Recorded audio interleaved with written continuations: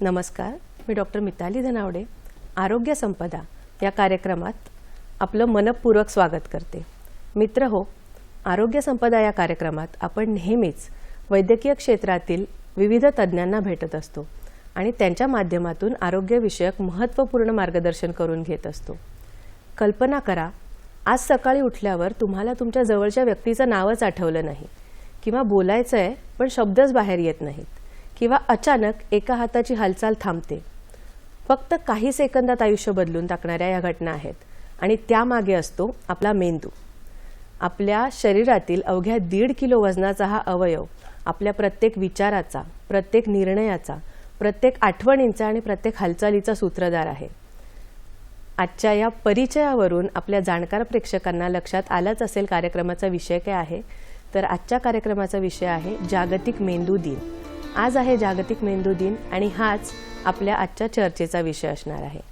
आणि ह्या अत्यंत महत्त्वाच्या विषयावर आपल्याला सखोल आणि मार्गदर्शक माहिती देण्यासाठी आपल्यामध्ये उपस्थित आहेत डॉक्टर बटुक धियोरा सर, मुंबईतील नामवंत न्यूरोसर्जन। नमस्कार सर। सरांबद्दलची थोडक्यात माहिती जाणून घेऊया। प्राध्यापक डॉक्टर बटुक धियोरा यांनी MBBS केलेलं आहे, MS म्हणजे जनरल सर्जरी केलेलं आहे आणि न्यूरोसर्जरीमध्ये DNB केलेलं आहे। 2013 ते 23 यावेळी अतिरिक्त प्राध्यापक म्हणजे ॲडिशनल प्रोफेसर न्यूरोसर्जरी विभाग LTM मेडिकल कॉलेज आणि LTMG रुग्णालय सायन मुंबई येथून। 2023 ते 25 मध्ये अतिरिक्त प्राध्यापक युनिट 2 चे प्रमुख असून न्यूरोसर्जरी विभाग सेट GS मेडिकल कॉलेज आणि KEM रुग्णालय परळ येथे ते उपस्थित होते। 2025 पासून आजपर्यंत प्राध्यापक आणि विभाग प्रमुख न्यूरोसर्जरी विभाग LTM मेडिकल कॉलेज आणि LTMG रुग्णालय सायन मुंबई येथे, तसेच सर जसलोक हॉस्पिटल आणि रिसर्च सेंटर आणि रहेजा फोर्टिस हॉस्पिटल माहीम येथे सध्या सल्लागार न्यूरोसर्जन म्हणून कार्यरत आहेत। सरांनी आंतरराष्ट्रीय फेलोशिप सुद्धा केलेले आहेत अमेरिका, जपान आणि अर्जेंटिना या ठिकाणी। अशा विविध देशांमधून सरांनी न्यूरोसर्जरीच्या डिटेल फेलोशिप केलेल्या आहेत आणि सर सध्या न्यूरोस्पायनल सर्जन असोसिएशन ऑफ इंडिया म्हणजेच NSSA येथे सेक्रेटरी म्हणून कार्यरत आहेत। मुंबई न्यूरोसर्जरी असोसिएशनचे अध्यक्ष सुद्धा आहेत आणि बॉम्बे न्यूरोसायन्स असोसिएशनचे माजी अध्यक्ष सुद्धा होते। MPSC म्हणजेच महाराष्ट्र लोकसेवा आयोग ह्याचे तज्ज्ञ आणि न्यूरोसर्जरी विभागातील सहाय्यक प्राध्यापक म्हणून सुद्धा सर कार्यरत आहेत। IMMAST येथे सर एंडोस्कोपिक सर्जरीचे अध्यापक आहेत। Ethicon institute of surgical education Mumbai येथे मायक्रोव्हॅस्क्युलर न्यूरोसर्जरीचे सर अध्यक्ष आहेत। राष्ट्रीय आणि आंतरराष्ट्रीय नियतकालिकांमध्ये 95हून अधिक संशोधन लेख प्रसिद्ध आहेत सरांचे। वैद्यकीय पुस्तके आणि पुस्तकांतील प्रकरणांचे लेखन सुद्धा सरांनी केले आहे। यापुढे बघूयात सरांची विशेष प्रावीण्य क्षेत्र कोणती आहेत। मेंदूतील रक्तवाहिन्यांच्या विकारांवर मायक्रो न्यूरोसर्जरी आणि एंडोव्हॅस्क्युलर तंत्राद्वारे उपचार यामध्ये सरांचे विशेष प्रावीण्य आहे। तसेच skull base surgery, spine surgeries, endoscopic neurosurgery, डोक्यावरील दुखापती किंवा स्पायनल कॉर्ड सर्जरीज, बाल न्यूरोसर्जरी म्हणजे पीडियाट्रिक न्यूरोसर्जरी यामध्ये सरांचे विशेष प्रावीण्य आहे। तर अशा प्रज्ञावंत आणि निष्णात सर्जनचे म्हणजेच डॉक्टर बटुक धियोरा यांचे आरोग्य संपदा या कार्यक्रमात मनपूर्वक स्वागत सर। सुरू करूयात आपल्या आजच्या कार्यक्रमाला। जसं आपल्या कार्यक्रमाचं नाव आहे की जागतिक मेंदू दिन, तर ह्यानुसारच पहिला प्रश्न आपला असेल की जागतिक मेंदू दिन म्हणजे नक्की काय आणि हा का साजरा करतात सर, काय सांगाल याबद्दल? जागतिक मेंदू दिवस आपण 22 जुलैला साजरा करतो। जागतिक मेंदू महासंघनी 2014 पासून हा दिन साजरा करायचा चालू केला आहे। त्यांचा मुख्य उद्देश मेंदूच्या स्वास्थ्याला अवेअरनेससाठी आणि सगळ्यांना त्यांना एक थीम असता। Every year they are having a theme brain health for all. इस साल मतलब 2026 मध्ये त्यांचा उद्देश आहे सगळ्यांना मेंदूच्या जो आरोग्य असता त्यांच्यासाठी जागरूकता करायचे, त्यांच्यासाठी शिक्षण उपलब्ध करायचे, त्यांच्यासाठी प्रतिबंधक उपाय काय करायचे तो माहिती द्यायचे आणि बरोबर त्यांच्याबरोबर मेंदूच्या स्वास्थ्याबरोबर काय आपण प्रिव्हेन्शनसाठी काय काळजी करावं लागते त्यांना ते सगळा उद्देशासाठी हा दिन समग्र विश्वामध्ये आपण साजरा करतो. नक्कीच. तर हा दिवस का साजरा करतात आणि जनजागृती व्हावी यासाठी 2026चा जो मोटो आहे किंवा जो अजेंडा आहे की हा दिवस का साजरा केला जावा याचं उत्तर आपल्याला सरांनी दिलेलं आहे. पण सर, मला तुम्हाला पुढचा प्रश्न असा विचारायचा आहे की आपण अनेक वर्ष न्यूरोसर्जन म्हणून कार्यरत आहात, तर आपल्या अनुभवात पूर्वीच्या तुलनेत मेंदूच्या आजारांचे प्रमाण वाढले आहे का आणि त्यामागची कारणं काय असू शकतात आत्ता हा आजार वाढण्याची? आपण अगर जर बघितला पूर्वीपेक्षा आज दिन मेंदूचा जो आजार आहे तो वाढत चालला आहे. त्यांच्या मुख्य कारण वाढलेला ताणतणाव आहे. आपल्या सगळ्यांना माहिती आहे आणि आपल्या सगळ्यांना आपण आजूबाजू सगळा बघतो असा कसा ताणतणावाचा आयुष्य असताना जर आपण फॅमिलीमध्ये बघता तर तुम्हाला मुलाचे शाळाचे बघायचे, तुम्हाला व्यवसायाचे बघायचे, तुम्हाला वर्क प्लेस बघायचे, तुम्हाला हाऊसिंगसाठी सगळं त्यांच्यामुळे आपण कंटिन्यूस असा ताणतणावामध्ये राहतो असा. तर तो एक इम्पॉर्टंट फॅक्टर आहे का मेंदूचा आजार वाढला आहे. दुसरा एक रिझन आहे आपण अनियमित आहार घेतो, जंक फूड घेतो, कधीही काय घेतो त्यांच्यामध्ये सॉल्टची कमी, जास्ती तेल, जास्ती मीठ तो आणि जास्ती शुगर तो सगळे पदार्थ जो आहेत ते मेंदूच्या आरोग्यासाठी बरोबर नसतानामुळे आपण जास्ती मेंदूचा आजार बघतो. तिसरी गोष्टी आहे आपण त्यांच्या प्रदूषण. आपण सगळ्यांना माहिती आहे ध्वनी प्रदूषण, वायू प्रदूषण, जल प्रदूषण, हे सगळ्या प्रदूषणामध्ये जो आपण घेतो खोराक वगैरे घेतो त्यांच्यामुळे काहीतरी असा पदार्थ असतानामुळे तर तो रक्तवाहिनीला असर करता आणि त्यांच्यामुळे वेगवेगळे मेंदूचे जो आजार असते तो आपला बघायला मिळतो. आणखीन एक गोष्ट आहे की आपण कंटिन्यूस मानसिक त्रासमध्ये असतो. तो मानसिक त्रास एक रिझन आहे ज्यांच्या कारणे आपण जास्त स्ट्रोकचे ब्रेन स्ट्रोक मतलब मेंदूच्या स्ट्रोकचे केसेस बघतो. आणि आपणाला माहिती आहे की जो आयु आहे आपली आतापर्यंत तो आयुची वाढली आहे. आता जो ॲव्हरेज एज आहे तो कम्पॅरेटिव्हली वाढली. त्यांच्यामुळे आपण काहीतरी सायकेट्रिक इलनेस, काहीतरी डिमेन्शियास अँड अल्झायमर्स सारखे वेगवेगळे मेंदूचे आजार बघतो. नक्कीच. तर आधुनिक जीवनशैलीमध्ये ज्या गोष्टी आपल्याला जाणून येतात त्याबद्दल आपण मार्गदर्शन केले की एक्झॅक्टली का आजकाल हे प्रमाण वाढण्याची कारणं वाढलेली आहेत. जसं जंक फूड किंवा खाण्यापिण्यामध्ये आहे तसंच वातावरणामधले बदल किंवा जीवनशैलीमधले बदल हे सुद्धा मेन कारण दिसून येतं. पण सर, असं सांगता येईल का मोबाईलचा वापर किंवा जास्त स्क्रीन टाईम ह्यामध्ये पण डिरेक्टली काही मेंदूच्या आरोग्यावर परिणाम होतो का आणि होत असेल तर तो नक्की कसा? मोबाईलचा वापर करण्याच्या आपण सगळ्यांना माहिती आहे आपण जास्तीत जास्त मोबाईल वापर करतो स्पेशली युवा पिढीनं. आणि तुम्ही कंटिन्युअसली तुमचा अगर स्क्रीन टाईम वाढला तर तुमचं कॉन्सन्ट्रेशन अफेक्ट होता, तुमच्या डिसिजन घ्यायची शक्ती कमी होती, तुम्हाला इनएडिक्युट झोप येते, तुम्ही एडिक्युट झोप घेत नाही आणि तुम्हाला मानसिक स्ट्रेस असता. तुमची जो सामाजिक प्रतिक्रिया आहे तो कमी होती. त्यांच्यामुळे वेगवेगळे मेंदूचे आजार उत्पन्न होते आणि त्यासाठी आपल्याला काहीतरी करावं लागते. बरोबर.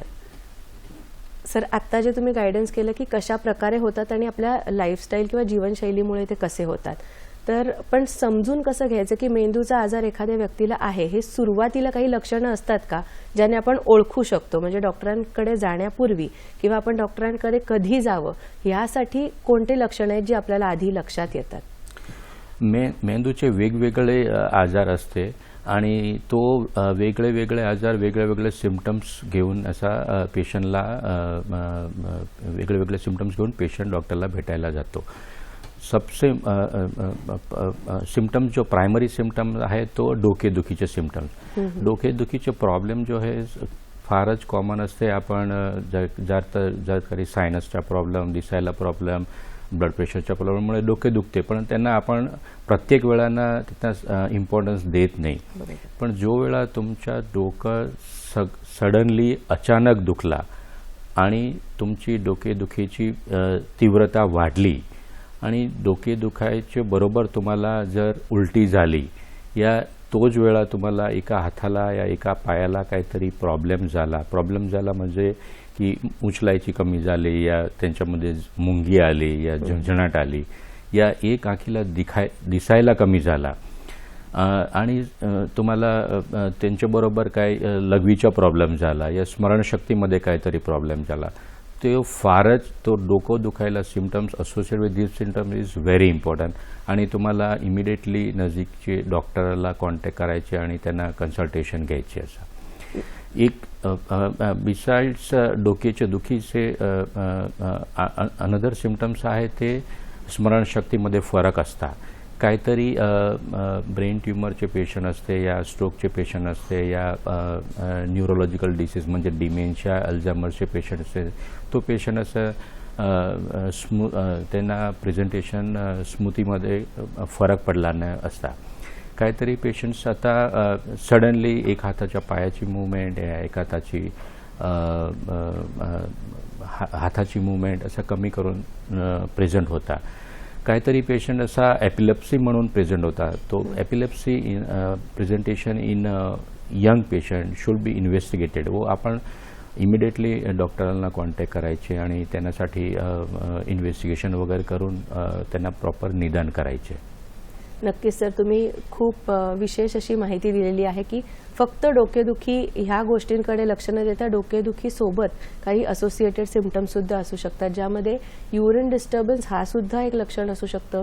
काही गोष्टी आपण विसरतोय का, डिमेन्शियासारखं हे सुद्धा त्याला असोसिएशनमध्ये म्हणजे डोकेदुखी सोबत अशा प्रकारची काही लक्षणं असू शकतात आणि एपिलेप्सीसारखी काही लक्षणं. ह्या सगळ्या लक्षणांवरून आपल्या लक्षात येतं की आता रुग्णाला डॉक्टरांकडे दाखवण्याची गरज आहे. ही जी लक्षणं आहेत ती इग्नोर करण्यासाठी किंवा दुर्लक्ष करण्यासारखी नाही आहेत. तर नक्कीच आपल्या प्रेक्षकांना ह्या गोष्टींमुळे नक्कीच हेल्प होईल. सर, पुढचा प्रश्न माझा असा आहे की ही जी लक्षणं आपण बघतो तर लहान मुलांमध्ये पण मेंदूचे मोठे आजार होतात का, आणि त्यासाठी पालकांनी कोणत्या कोणत्या गोष्टींकडे लक्ष द्यायला पाहिजे किंवा लक्ष पुरवायला पाहिजे आणि ओळखणं गरजेचं आहे त्या गोष्टी? लहान मुलासुद्धा असे मेंदूचे वेगळे वेगळे सिम्पटम्स येते.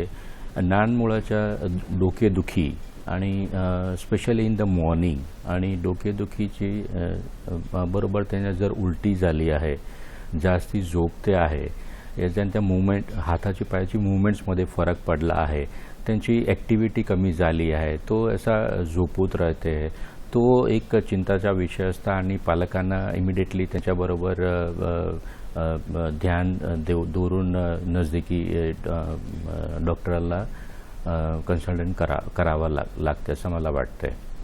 नक्कीच, कारण बऱ्याचदा असं होतं की लहान मुलांमध्ये या गोष्टी ते सांगत नाहीत आपल्याला लक्षणं काय. तर तुमचं मूल जर जास्त झोपत असेल, वेळी अवेळी जास्त झोपत असेल किंवा सकाळी झोपेतनं उठल्यानंतर जर डोकेदुखीची कंप्लेंट करत असेल तर नक्कीच पालकांनी ह्या गोष्टींकडे लक्ष ठेवावं आणि जाणकार डॉक्टरांना दाखवावं.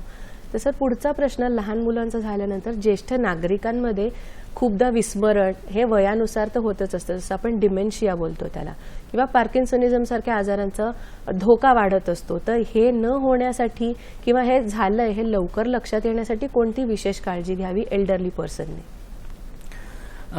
आपण बघतो वयातल्या पेशंट्सला असं डिमेन्शिया आणि अल्झायमरचा जो प्रॉब्लेम असतात तो फारच आपण बघतो आणि तो प्रिव्हेन्शनसाठी आपल्याला सबसे इम्पॉर्टंट गोष्टी आहे तो आहे रेग्युलर झोपी.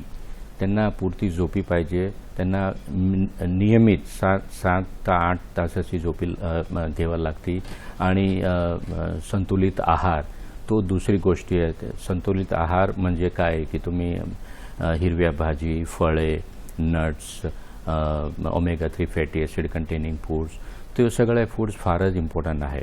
तिसरी गोष्टी त्यांना मेंदूला कंटिन्युअसली सक्रिय ठेवावा लागते. म्हणजे काय, त्यांना जर तो रेग्युलर व्यायाम करावा लागते, त्यांना प्राणायाम बरोबर, योगा बरोबर त्यांना श्वासोश्वासची व्हेरियस जी ॲक्टिव्हिटीज असते ते करावं लागते. आणि सगळ्यात इम्पॉर्टंट गोष्टी आहे बिकॉज तुम्हाला माहिती आहे की आपण जसं एज वाढते तर तुम्हाला मित्र कमी होते, संबंधितला इंटरेस्ट वगैरे आपण कमी करतो. तो आपण जर एकटाच राहता तो डिझीज वाढवायची शक्यता वाढते आणि त्यांच्यामुळे तो प्रेसिपिटेट होते. तो तुम्ही जास्तीत जास्त समाजामध्ये फॅमिलीमध्ये रेग्युलरली कॉन्टॅक्ट ठेवायचे आणि त्यांच्याबरोबर रेग्युलरली संवाद साधायचे, गोष्टी करायचे. आणि काहीतरी मेंदूचं सक्रिय ठेवायसाठी एक्सरसाइज म्हणजे तुम्ही पझल खेळला, या तुम्ही सुडोकूमध्ये काहीतरी इंटरेस्ट घेऊन हे करला, या रेग्युलरली तुम्ही असा वाचन करा, या म्युझिक ऐका, या तुम्ही काहीतरी नवीन ॲक्टिव्हिटी, नवीन काहीतरी जसं म्युझिक वगैरे आहे काहीतरी तुम्ही असं चालू करू शकता. जर तुम्ही मेंदूला कंटिन्युअसली सक्रिय ठेवला तो त्यांच्यामुळे तुम्हाला डिमेन्शिया म्हणा या अल्झायमरचे जो डिझीज आहे त्यांना आपण पुढे ठेवू शकतो, प्रिव्हेंट करू शकतो. नक्कीच सर, खूप छान मार्गदर्शन केलं तुम्ही. विषय खूप रंगत चाललेला आहे, पण आता वेळ झालेली आहे एका छोट्याशा विश्रांतीची. कुठेच जाऊ नका, पाहत राहा आरोग्य संपदा.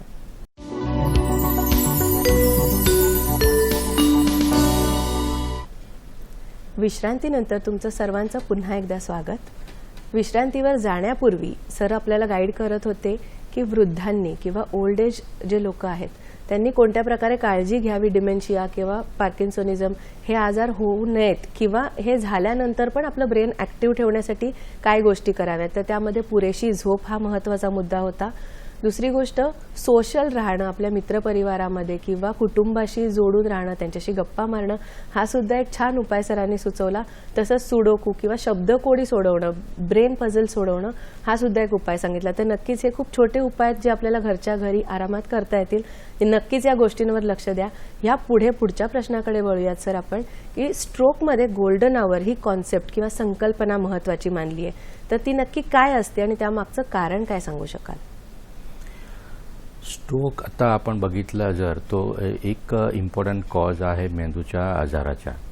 स्ट्रोक दोन वेगळे टाईपचे असते. एक स्ट्रोकमध्ये इस्केमिक रक्तवाहिनीची मध्ये गुठली तयार झाल्यामुळे आपण त्यांना जो मेंदूमध्ये रक्तप्रवाह पुरता पोहोचत नाही. आणि दुसरा जो स्ट्रोक असता त्यांना हॅमरेजिक स्ट्रोक म्हणतात. तर हॅमरेजिक स्ट्रोकमध्ये मेंदूची रक्तवाहिनी फुटल्यानंतर मेंदूमध्ये रक्तस्राव होऊन मेंदूची जो पिशवी असते तो बरोबर काम करत नाही. आता आपण पहिला जो मी सांगितला तो ischaemic stroke. Almost 85% patients will have a ischaemic stroke and 15% is the haemorrhagic stroke. Important of golden hours is like जो वेळा पेशंटला असा आपण पूर्वी डिस्कस केला, एकदम से चेहरा पडतो या हात खाली पडतो या त्यांना बोलायला काहीतरी अवघड वाटतं या बोलायला शब्द मिळत नाही, त्यांना त्वरित तुम्हाला डॉक्टरच्याकडे घेऊन जायचे. Because time is a brain. We always say time is a brain. So जर हे सिम्पटम आपण कोणत्याही पेशंटमध्ये बघितला तर इमिडिएटली आपण त्यांना डॉक्टरबरोबर घेऊन जायचे. असा एकदा सिम्पटम चालू झाल्यानंतर अराउंड 4.5 आवर्स 4.5 तास आपल्याला बरोबर असते. त्यांच्यामुळे जर पेशंटच्या इन्व्हेस्टिगेशनमध्ये रक्तवाहिनीचे गुठली तयार झाली आहे तर ते गुठलीच्या आपल्याला मेडिसिन देऊन ते रक्तवाहिनीला आपण पिघळवू शकता. असा तो जर रक्तवाहिनीमध्ये गुठली पिघळली त्यांच्या रक्तवाहिनीमध्ये रक्तप्रवाह परत चालू होणार आणि मेंदूचा जो फंक्शन लॉस झाला आहे तो पेशंटला इमिडिएटली रिगेन करणार.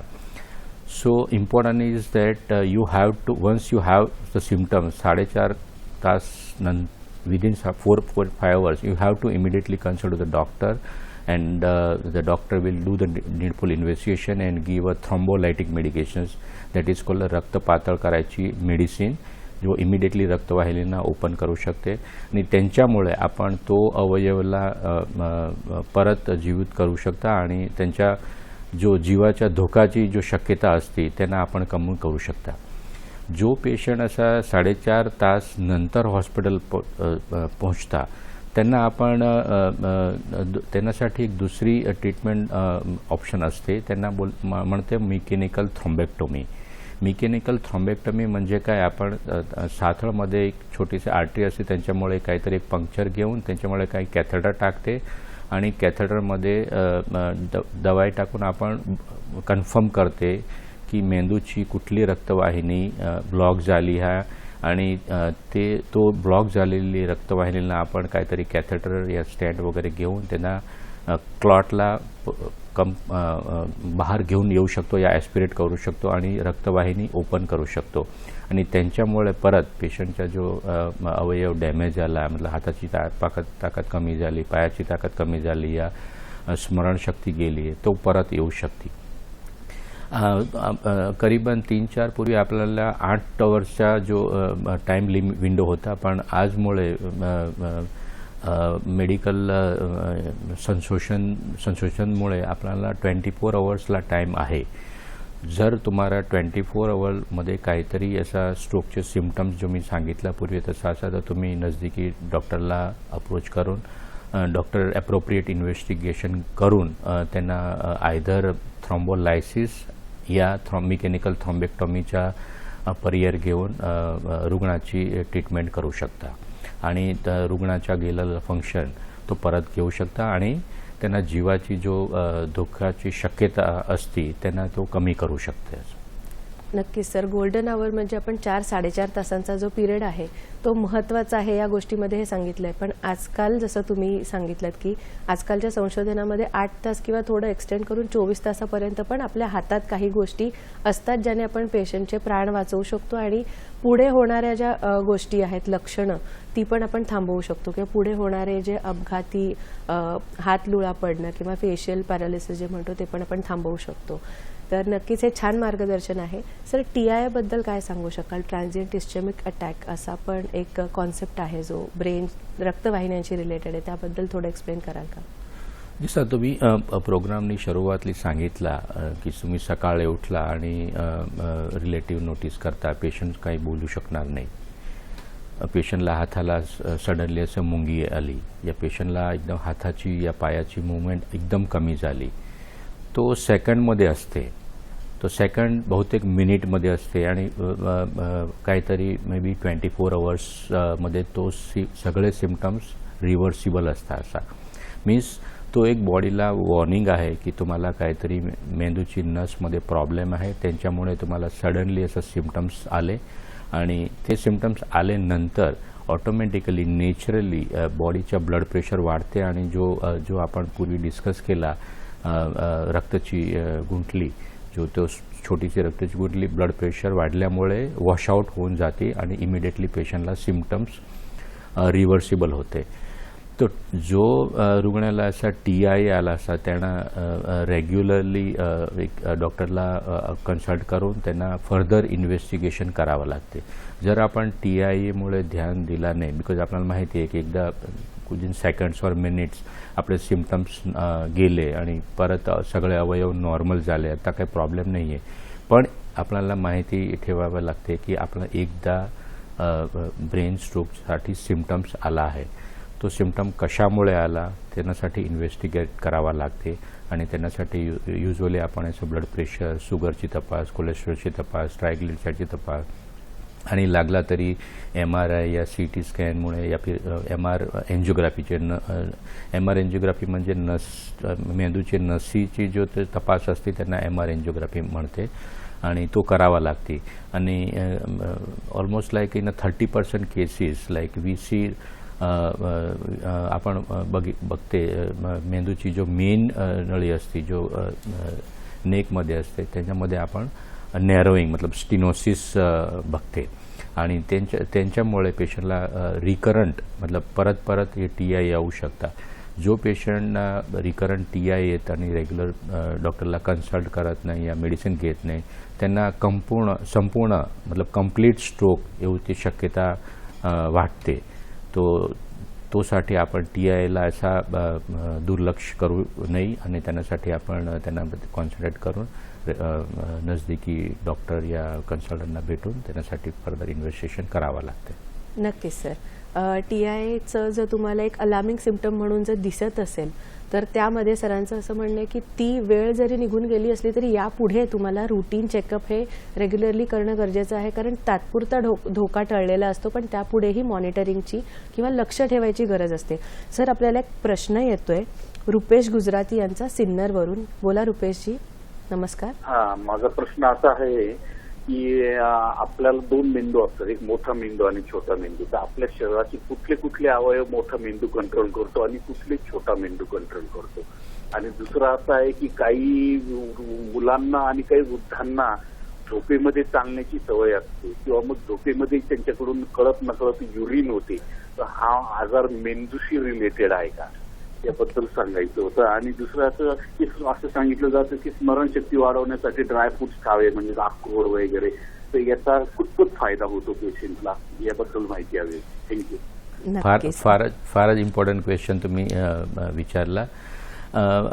जर तुम्ही सांगितलं असं आपण मोठा मेंदू असता आणि छोटा मेंदू असता. मोठा मेंदूमध्ये वेगळे वेगळे पार्ट असते, जसं फ्रंटल लोब आहे, दोन्ही साईडला फ्रंटल लोब असते. फ्रंटल लोबचं काम इम्पॉर्टंट डिसिजन मेकिंग आहे. असा लेफ्ट साईडच्या फ्रंटल लोबमध्ये आपला बोलायची जो शक्ती आहे ती त्यांच्या लोकेशन असतात. जो मेंदूच्या ऑक्सिपिटल मतलब पाठीच्या पोर्शन असतात त्यांना ऑक्सिपिटल लोब म्हणतात. त्यांना आपण जो दिसायली शक्ती वगैरे तोसाठी ऑक्सिपिटल लोब रिस्पॉन्सिबल असतात. आपला जो हातापायाची जो मूवमेंट आहे posterior part of the frontal lobe, मतलब मोठ्या मेंदूचा पार्ट जो आहे तो इम्पॉर्टंट पार्ट आहे जो हाताची आणि पायाची ताकद कंट्रोल करता आणि हाताची पायाची आपली संवेदना तो कंट्रोल करते. आणि मेमरीचा फंक्शन जो असता तो टेम्पोरल लोबमध्ये असता आणि आपला समजणची शक्ती असते तो टेम्पोरलमध्ये. हे सगळा जो काम आहे तो मोठा मेंदू करता. जर मी तुम्हाला सांगितला मोठा मेंदू असा मूवमेंट्स वगैरे करता, पण मूवमेंटचा जो कंट्रोल असता तर कंट्रोल मूवमेंट जो आपण म्हणते तो कंट्रोल करायचं काम छोटा मेंदू करता. तो सगळं इम्पॉर्टंट गोष्टी आहे.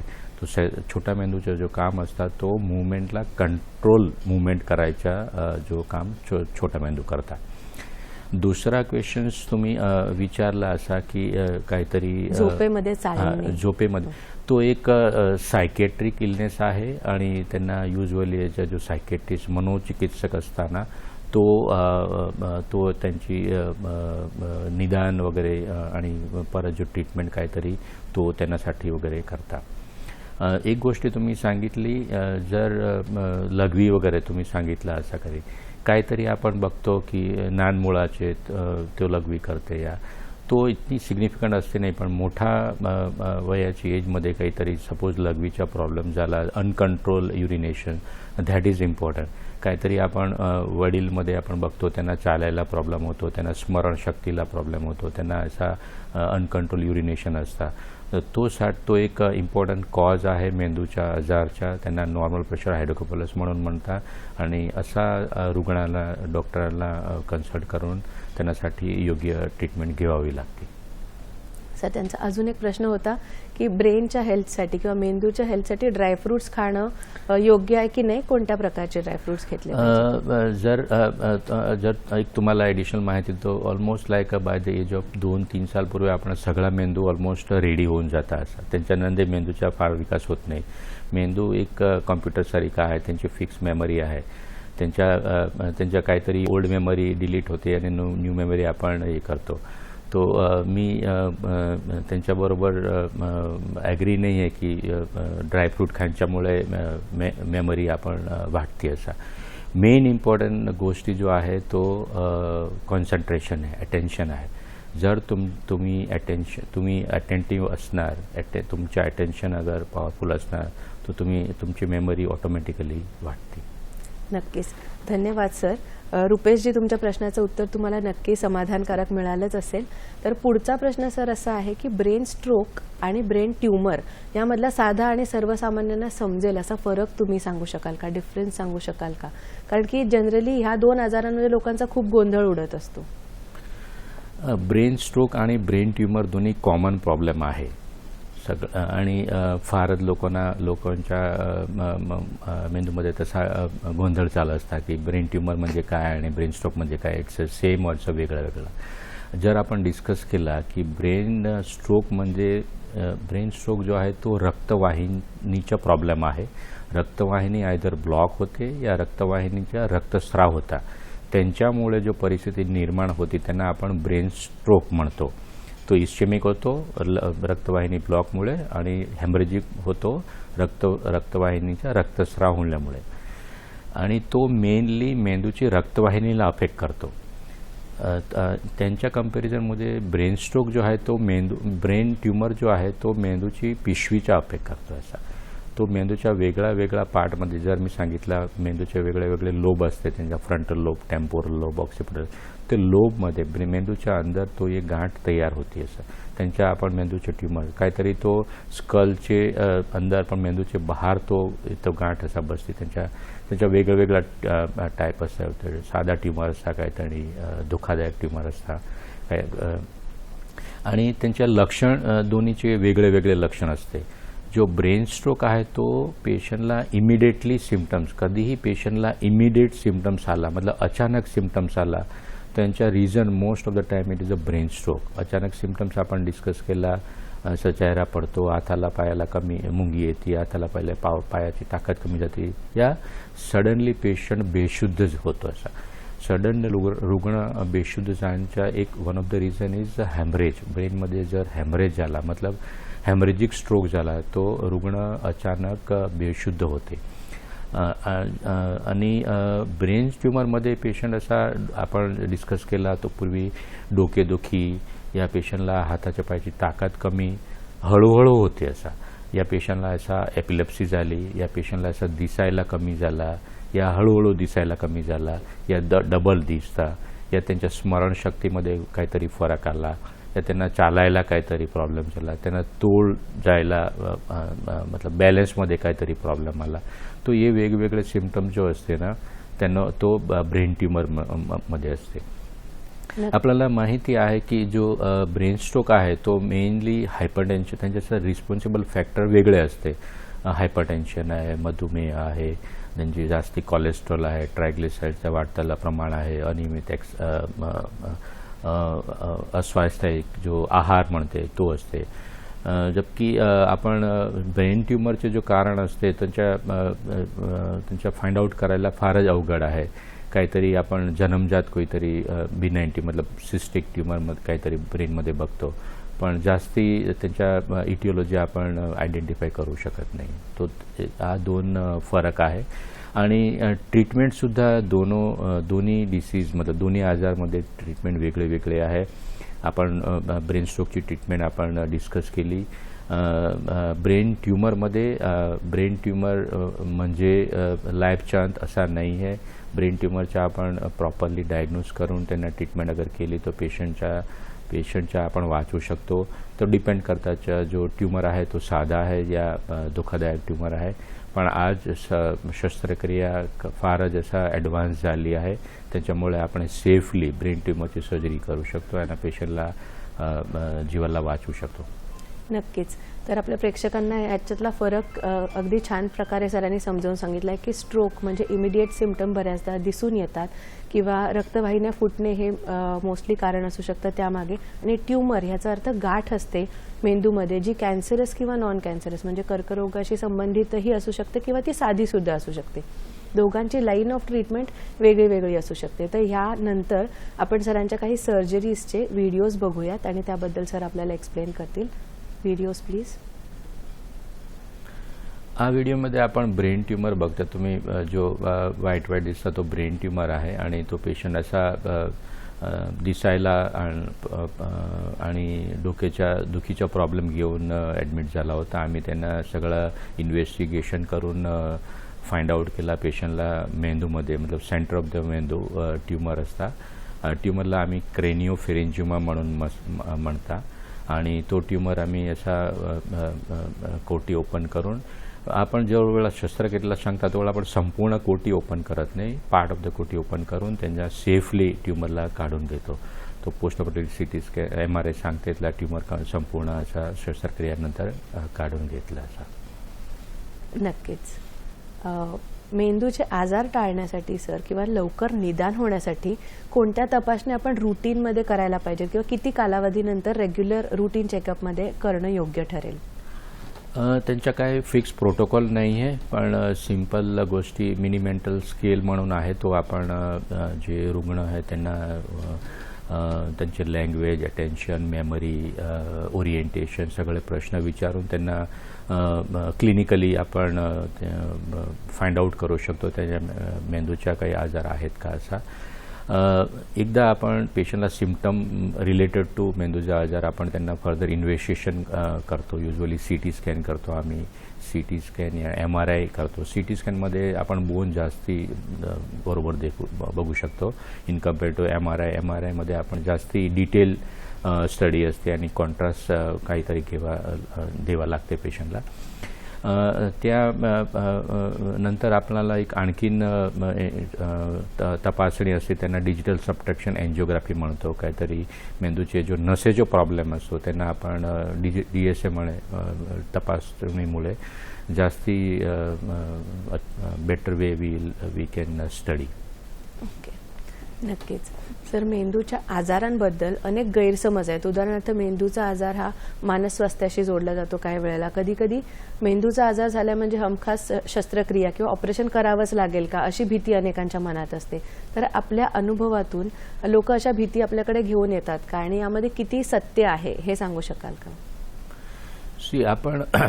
आपण एक गोष्टी समजायला लागते की मेंदूचे वेगळे वेगळे आजार असते आणि त्यांचे वेगळे वेगळे ट्रीटमेंट असते. जर आपण ब्रेन ट्यूमर डिस्कस केला तर सगळे ब्रेन ट्यूमरच्या ट्रीटमेंट लागत नाही. जर असा TB म्हणून असं जर गांठ झाली मेंदूमध्ये तर त्यांना आपण ऑपरेशनची मोस्ट ऑफ द पेशंट ऑपरेशनची गरज नसते. असा छोटीशी गाठला आपण TBची मेडिसिन देऊन आपण त्यांना ठीक करू शकतो. जो पेशंटला ब्रेनच्या ट्यूमर असतात, साधा ट्यूमर या धोकादायक ट्यूमर असतात, तो ट्यूमरला आपण ऑपरेशन करून काढावा लागते आणि जो धोकादायक ट्यूमर असतात त्यांना ऑपरेशन नंतर आपल्याला रेडिएशन थेरपी या किंवा किमोथेरपी द्यावा लागते. काहीतरी आम्ही जसं मुळं त्यांना छोट्या मेंदूमध्ये ट्यूमर असताना त्यांना विदाऊट सर्जरी आम्ही सर्जरी करत नाही, डायरेक्टली त्यांना रेडिओथेरपीसाठी पाठवतो. असा तो म्हणजे वेगळे वेगळे आजारसाठी आपण वेगळे वेगळे ट्रीटमेंट ऑप्ट करावा लागते. आणि जर आपण मेंदूची सर्जरी सांगितली, मेंदूची सर्जरी म्हणजे धोका असा नसता. आता मेंदूची शस्त्रक्रिया मध्ये फारच ॲडव्हान्स सगळे ऑप्शन्स आहे. आम्ही वेगवेगळे आधुनिक यंत्र सर्जरी बरोबर आम्ही यूज करतो. त्यांना आपण इंट्राऑपरेटिव्ह MRI म्हणतो. म्हणजे during surgery patient undergoes MRI study and then आम्हाला माहिती पडते की ट्यूमर आपण जो ट्यूमर काढत होतो तो संपूर्ण आपण काढू शकला या जी ट्यूमर आहे तो इंट्राऑपरेटिव्ह MRI आपल्याला सगळं इन्फॉर्मेशन देतो. आपण जर लागला तो इमिडिएटली आपण सेम सेटिंगला परत जाऊन संपूर्ण ट्यूमर काढू शकतो. दुसरी गोष्टी आपण आम्ही इंट्राऑपरेटिव्ह नेव्हिगेशन वापरतो. आपल्या सगळ्यांना माहिती आहे आपण गुगल मॅप वगैरे सगळे जो नेव्हिगेशन ॲप वगैरे वापरतो. जसा मेंदूमध्ये आपण एक्झॅक्टली कुठे आहे, सरफेस म्हणून ट्यूमर कुठे लोकेटेड आहे, त्यांच्या काय आपण संपूर्ण त्यांनावर पोहोचला का, संपूर्ण काढला का, तो सगळा गाईड करायलासाठी आम्ही इंट्राऑपरेटिव्ह नेव्हिगेशन म्हणून हे ट्रीटमेंट वापरतो. आणखीन सुद्धा आम्ही जो व्हिडिओ दाखवला त्यांच्यामध्ये एक व्हिडिओ असा असता की आम्ही जर मेंदूची रक्तवाहिनीची फुगा झाला असा त्यांना ते फुगाच्या क्लिप लावतो काहीतरी आहे.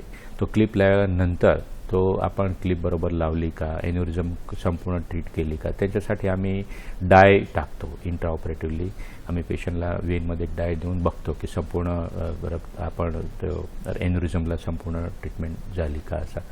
तो आता वेगवेगळे पद्धती उपलब्ध आहे. आणि आणखीन एक गोष्टी सांगायची, ब्रेन ट्यूमर मेंदूच्या कुठला भागाच्या मध्ये लोकेट आहे तो एक इम्पॉर्टंट गोष्टी आहे.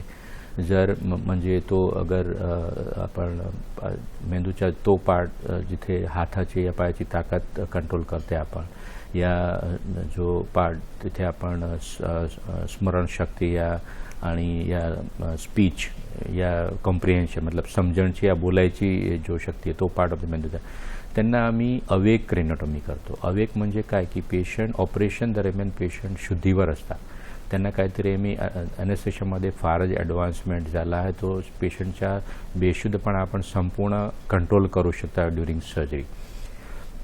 असे पेशंटला आम्ही ड्युरिंग सर्जरी त्यांना पेन नोटसाठी त्यांच्यासाठी आम्ही तर काहीतरी मेडिसिन देतो, पण during surgery we check the functions like patient बोलू शकतात का, पेशंट हाताला पायाची मुवमेंट्स करू शकतात का, तो संपूर्ण अंडर कंट्रोल आपण त्यांना सेफ सर्जरी करू शकतो. त्यांना अवेक क्रेनोटॉमी म्हणतात.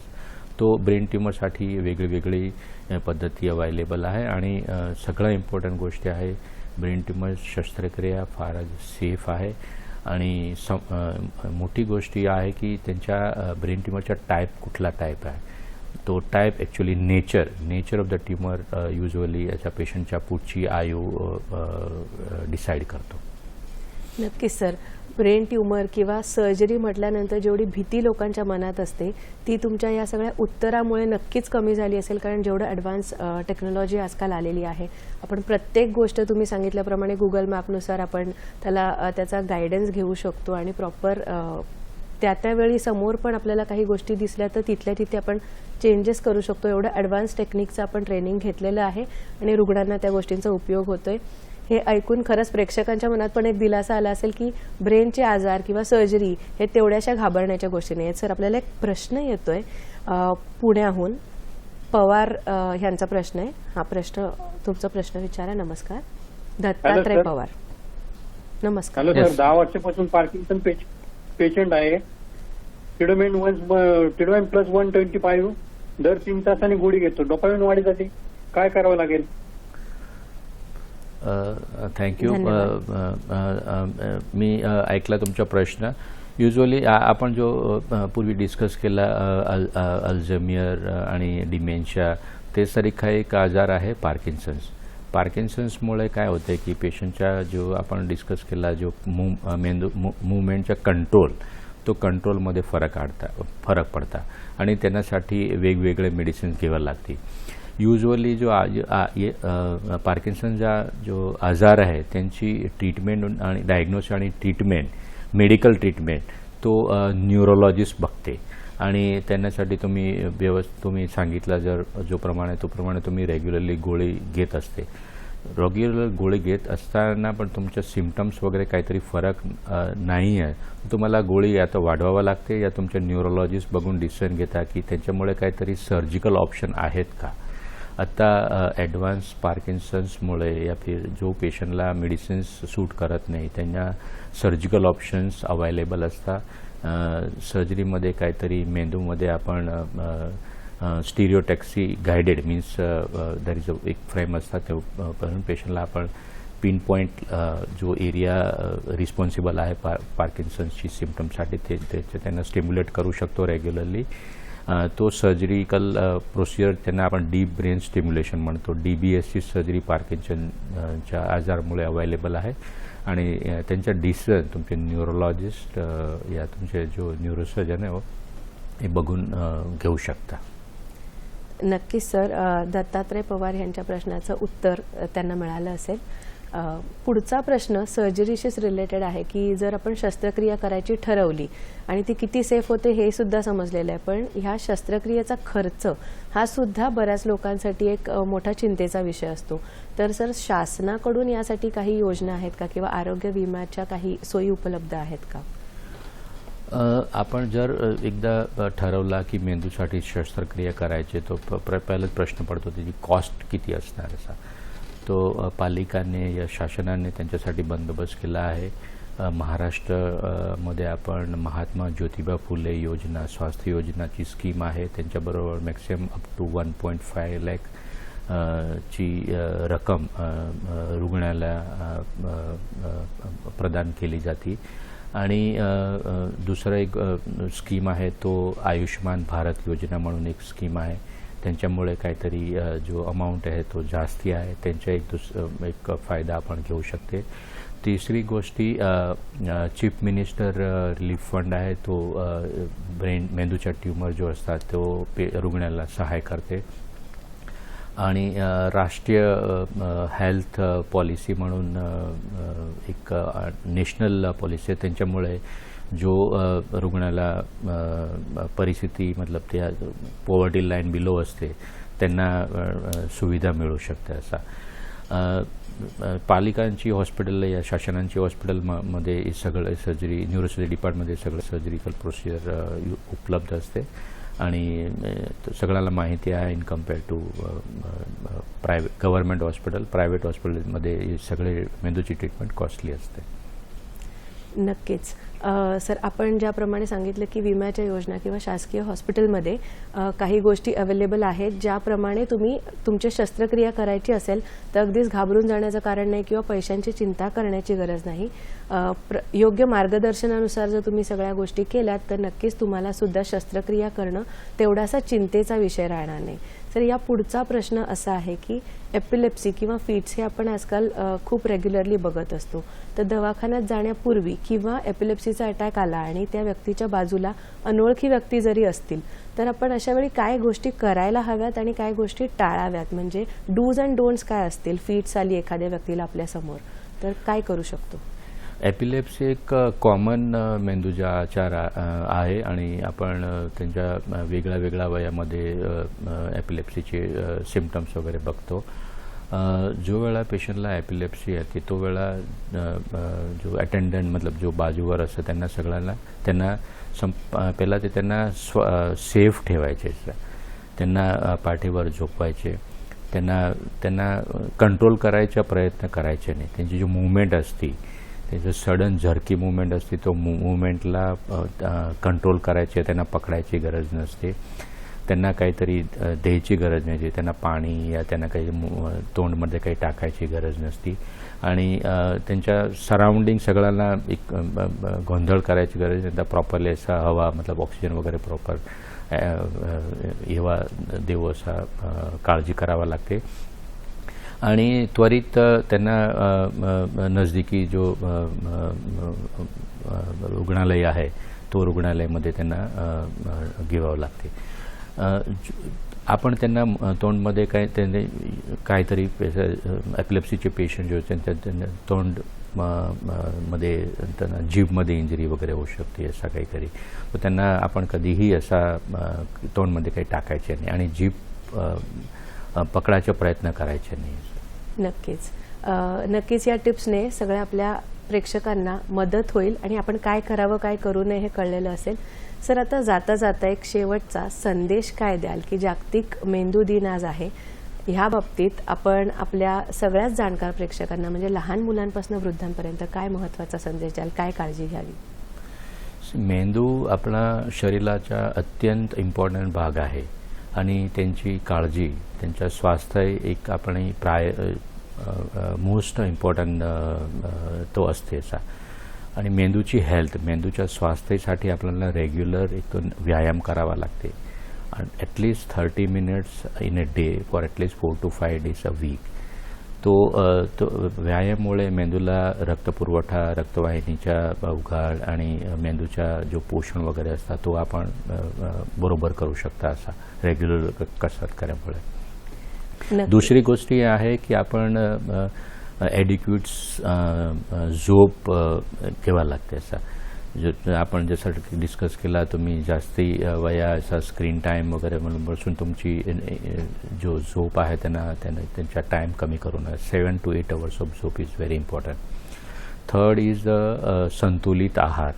जसं आपण डिस्कस केला तो आहारमध्ये तुम्हाला हिरव्या भाजी त्यांनी फळे फ्रूट्स आणि ओमेगा एसिड्स आणि लो कोलेस्ट्रॉल मीठ कमी शुगर कमी इस तरह के डाएट वगैरे तुम्हाला पाळावं लागतं. आणखीन एक इम्पॉर्टंट गोष्टी आहे तो तुम्हाला मानसिक जो हेल्थ आहे म्हणजे continuously be recreational. You continuously take a part in activities like thinking, reading, writing because those are very important activities to keep the brain active. नक्कीच सर, आपण आपल्या एवढ्या कामांमधून बिझी शेड्यूलमधून वेळ काढून आमच्याकडे आलात आणि एवढ्या छान प्रकारे मार्गदर्शन केलं. तर जाता जाता टेक अवे मेसेज सरांनी दिलेला हाच आहे की तुमची झोप 7 ते 8 तासाची पुरेशी झाली पाहिजे. तणावमुक्त राहा, स्क्रीन टाईम कमी करा, आपल्या माणसांमध्ये राहा, खाण्यापिण्याचे योग्य गोष्टी आपण पालन करणं गरजेचं आहे. आणि ह्याच नोटवरती मी आपली रजा घेते. पुन्हा भेटूया आरोग्य संपदा या कार्यक्रमात पुढच्या आठवड्यामध्ये. तोपर्यंत धन्यवाद. धन्यवाद.